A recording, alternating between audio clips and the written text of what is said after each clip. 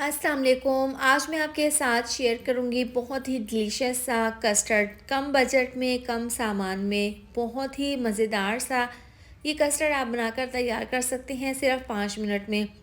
तो चलिए मज़ेदार सा कस्टर्ड बनाना शुरू करते हैं। यहाँ पर देखें, दूध है, 1 कप दूध है, बॉयल दूध है। सबसे पहले हम इसके अंदर डाल देंगे कस्टर्ड। वनीला कस्टर्ड है, यहाँ पर स्ट्रॉबेरी फ्लेवर का मैंने इस्तेमाल किया है। आप किसी भी फ्लेवर का कस्टर्ड इस्तेमाल कर सकते हैं। अभी इसके अंदर देखिए 6 चम्मच डाल देंगे और इस तरह से डालकर ना इसको मिक्स कर लेंगे। अभी मैंने इसके अंदर 4 चम्मच डाले हैं। पहले इसको हल्का सा मिक्स कर लेंगे, बाकी 2 चम्मच डालकर ना इसको दोबारा से मिक्स कर लेंगे। इसको अच्छे से मिक्स कर देना है ताकि इसमें कोई भी गुठली ना रहे।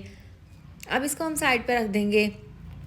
अब देखिए कढ़ाई में डाल देंगे दूध, 1.5 लीटर ये दूध है। सबसे पहले ना दूध को हमने यहाँ पर उबाल लेना है। इसके साथ ही सबसे पहले हम इसके अंदर इलायची डाल देंगे और साथ में डाल देंगे मीठा। ये 6 चम्मच चीनी के हैं और इस तरह से डालकर ना इसको मिक्स कर लेंगे। यहाँ पर देखें दूध में अच्छे से बॉयल आ गए हैं और ये नीचे से आंच हम स्लो कर देंगे और दूध को यहाँ पर हम तकरीबन 4 से 5 मिनट के लिए पका लेंगे ताकि दूध अच्छे से पक जाए, चीनी इसमें मेल्ट हो जाए। इस पॉइंट पर ना इसके अंदर तकरीबन 2 से 3 चम्मच डाल देंगे बारीक कटे हुए बादाम। ये डालकर ना इसको मिक्स कर लेंगे। अब इसके बाद इसके अंदर डाल देंगे कस्टर्ड, जो दूध में हमने शामिल करके रखा था ना।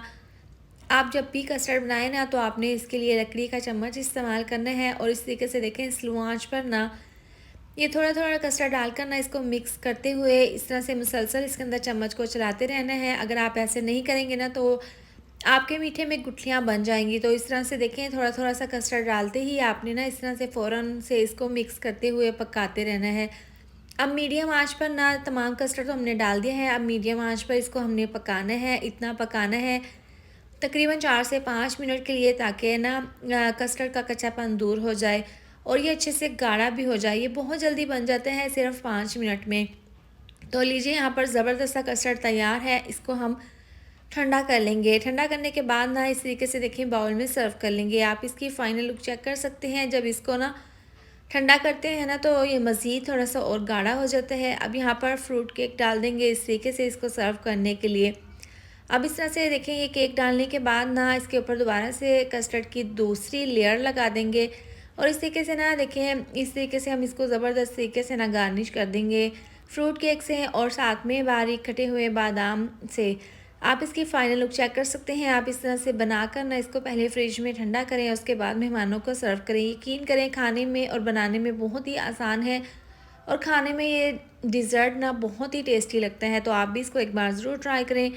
वीडियो अच्छी लगे तो लाइक और शेयर कर दें, साथ में आप चैनल को भी सब्सक्राइब कर दें। मिलते हैं नेक्स्ट वीडियो में। अपना ख्याल रखें। अल्लाह हाफिज़।